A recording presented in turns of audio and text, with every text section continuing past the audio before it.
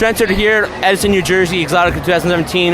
Wrapping up last day here. Somebody I've really wanted to interview, the lovely, beautiful, talented Angela White. Angela, thank you so much for taking a few minutes of your time. Thank you. I guess the first thing I want to ask is, you said this is your first Exxxotica here in New Jersey. Yes. So what's the atmosphere been like for you? It's been really lovely. Everybody's been fantastic. I had no idea it was going to be so crazy, so I've completely sold out of DVDs.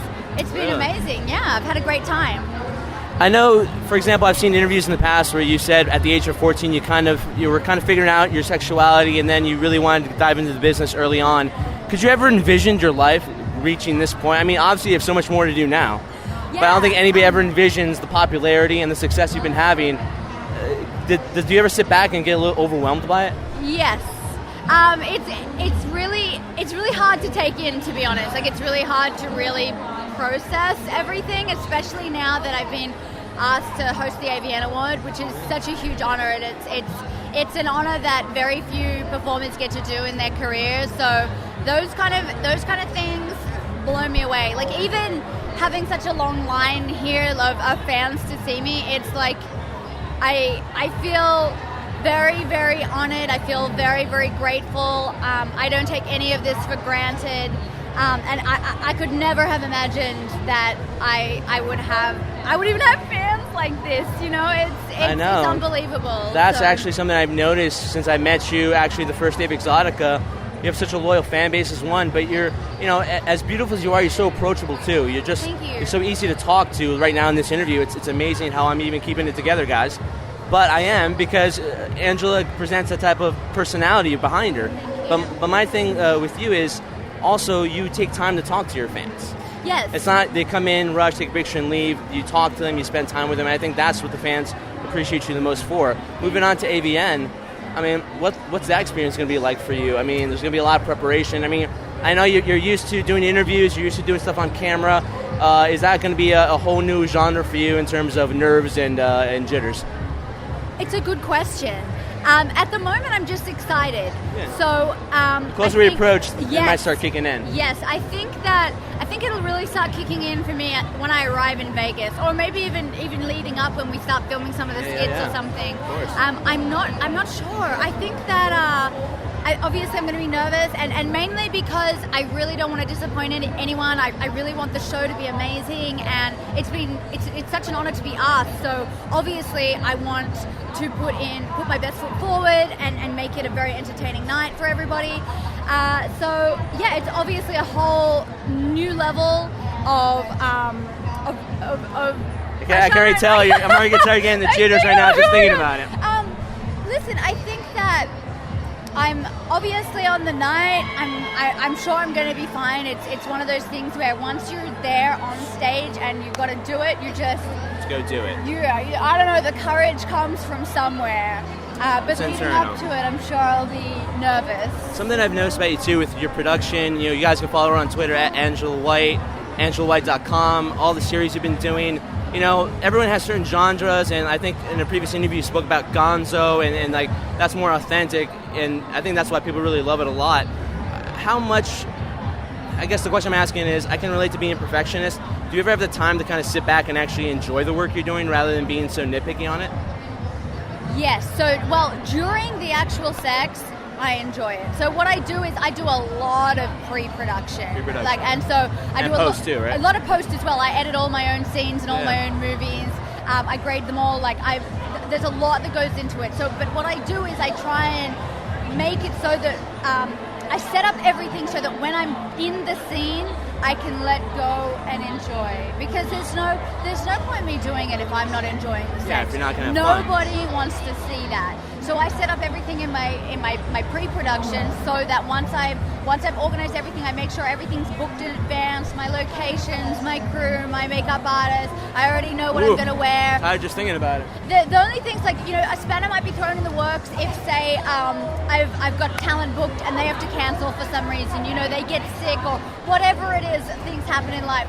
So, but nowadays I usually just cancel the whole thing because I've tried before to try and book someone else last minute. It becomes a bit of a headache. So what I do is I try and set everything up so that by the time I get on set to everything is taken care of, and you can just be in the moment, basically. Exactly. Yes. Exactly. Which we appreciate. I'm sure the fans see that as well. That's why your work is so popular. Two more before we wrap up, and thank you so much. With that comes a lot of, I know everything's body image nowadays. Everyone wants to be aesthetically pleasing. What do you do to keep yourself physically fit so when you do have long days and work all the time like you do, keep yourself level-headed? Because although it's physically demanding, it can be also mentally demanding as well. Yeah. Well, it's interesting because with my body type, I'm actually known for my natural curves. So I can't, I can't go crazy at the gym. Like I have to have do a yoga, something. Pilates is what I do because if I do a lot of cardiovascular work, then I'm actually going to start losing weight, which means that I'm going to lose my breasts, which I can't do. So Pilates is something I do to keep fit and keep strong. I never noticed that's such a huge factor too. If people want to be physically fit, but you also want to look a certain image too, right? Yeah. It's tough to maintain the balance because obviously if I don't go to the gym enough, I feel like I get a little bit too big, but if I go too much, then I start to lose the curves that I'm known for. So that is it's a balancing act, and that's when conventions like this, when sometimes I can't eat all day. I have to be careful to make sure I get my calories afterwards, because if I start losing too much weight, I'm not the Angela White that everybody has come to recognize and love. I'm sure they would love you no matter what. Thank you. One more thing, this is a wrestling podcast, so I couldn't leave without asking you this. Do you watch professionally? Have you ever watched it in your life? I mean, yes, I have watched it. I'll admit I'm not a wrestling fan. But you know what? It's not that I might actually like it. It's just that I'm so all about the porn industry. I live and breathe it. And so when you did watch it, who was your favorite wrestler as a kid, or who was the one you saw and wow, look at this? When I say I've watched it, I mean I've watched it other people have been watching it. I've seen it on TV. I've never watched it as an avid fan. Okay.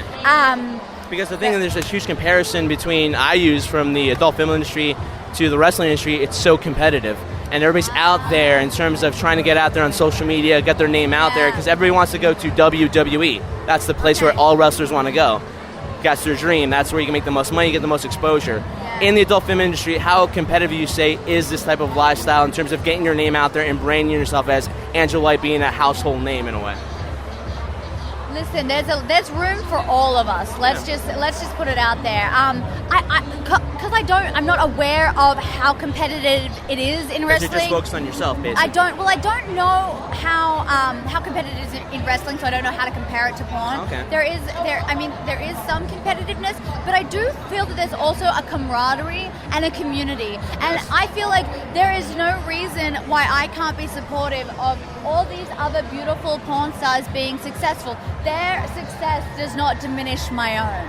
So yes, I want to get my name out there, but just because somebody else's name is out there too, not at the expense of somebody else. Exactly. And there's room in fans' hearts for every performer. Everybody has the type of woman that they like, and some people like all different. And so I don't think that it doesn't need to be cutthroat. I'm not going to. Obviously, sometimes there can be beefs in this industry, but it doesn't need to be like that. And I feel like for the most part, everybody's supporting each other. Well, Angela, thank you so much. It's been a joy talking to you. I'm a huge admirer, not necessarily of, obviously I watch your work, but of your business savvy and your drive to be successful, something I can relate to, and I'm trying myself because you're working 24/7, and so are we on the High Spot podcast. So thank you so much. I couldn't leave with one thing. I did this on the first day, and you're like, what are you talking about? But it's an exclusive club that I want to invite you in, and it's called The Crew, the Jersey Wrecking Crew. And to join that club, it's very simple, no signed contracts, it's very simple, kind of similar to a handshake. Put these two fingers together like this, and touch. And now, she is an official member of the Jersey Wrecking Crew, which means we will always support her, and we will always be behind her, and we always have your back, Angela. So thank you so much. Thank you.